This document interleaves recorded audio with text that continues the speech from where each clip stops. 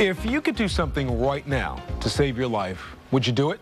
Simple actions like eating healthier foods, exercising more, and getting 7 hours of sleep can help you prevent heart disease, a disease that 1 out of 3 women will develop over their lifetime. Joining us today is Sherry Torkos, the co-author of a new book that she's written.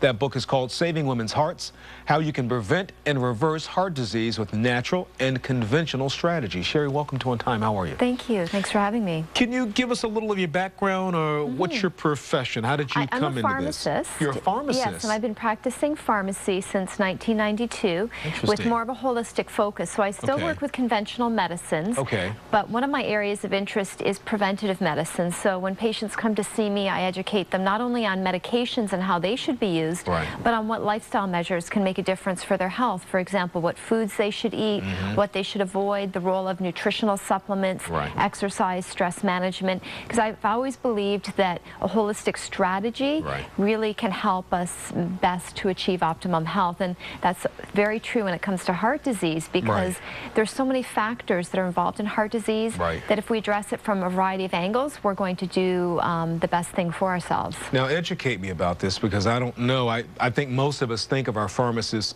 perhaps in a consumer setting, being at a local drugstore. Are you in a clinical setting as a pharmacist? I work in a clinical setting as well as in a retail pharmacy part-time. I do a lot of health consultations, and I do a lot of educational programs for patients, but also for other doctors and pharmacists. And my co-author for my book, Saving Women's Hearts, is a longtime friend, Dr. Martha Galati. She's a cardiologist. She's now based at Ohio State University, but we met many years prior when we were attending university studying natural sciences. And it's something that we both were very passionate about, coming at it from slightly different angles. Martha as a cardiologist, myself as a pharmacist. We thought that we put our two heads together, we could really put a book together that could make an impact on women and heart disease. Both Martha and I have lost family members to heart disease, and we know that heart disease is largely preventable. It's most important, though, that people get screened, know the early warning signs, and have a treatment and program in place. Breast cancer, a very terrible and devastating disease. The numbers that the data shows us, heart disease much more prevalent in men and women, and the #1 killer of women. It is, yes. Heart disease far surpasses breast cancer, and yet I think a lot of women neglect their hearts until something happens.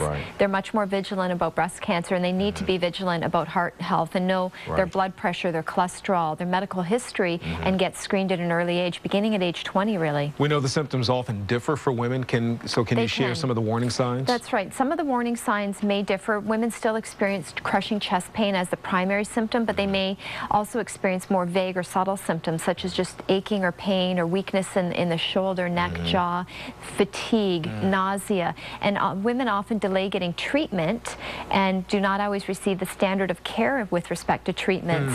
And so there's still, unfortunately, some disparity with respect to how women and men are treated with heart health. Why do you think that exists? Is there sexism? I think we still think of it as a man's disease, and we don't think of it as something that could primarily be affecting women. Women are more likely to be dismissed as having emotional or stress or psychological based issues versus cardiovascular. Let's talk about risk factors, and I want to get into this, the food and the medicines risk factors, you know, there are a lot of risk factors that are within our control. In fact, most risk factors are within our control.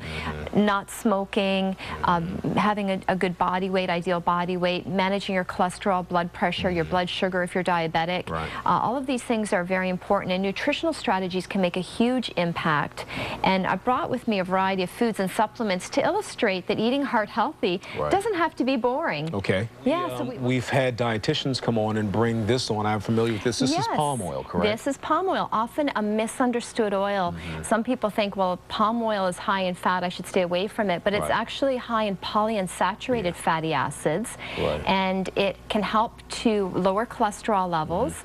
And why is it this color, Sherry? This is not this is a natural natural color, not That's right. unnatural, right? That's right. It is the beta carotene that's naturally occurring. This is also very rich in something called tocotrienols, which is a very potent form of vitamin E. And there's been research, actually by a researcher at Ohio State University, showing that supplements that contain these tocotrienols from palm oil can actually help reduce damage after a stroke. How do you want to use this? How do you use palm oil on a daily basis? What I would use, you can use that to add to your salad dressings and whatnot, but you can also cook with palm oil, whereas with other oils like olive oil, they're not meant to be heated to a high temperature. You told me that at the beginning of this segment. I didn't know that. Tell me why, in your estimation, it's not good to cook with olive oil in terms of heating it up. The research shows us that some oils, when they're heated to a high temperature, that can change the physical chemical properties of the oil and transform that oil from a good oil into a not so good oil.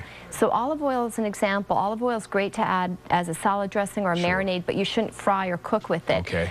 Palm oil is heat resistant, heat stable, so you can cook with it. Now, I don't advocate frying as a way of cooking your food. In general. But if you're making a stir fry or something like that, and also the Nutella that I brought there, people think, well, Nutella is like a treat, a snack.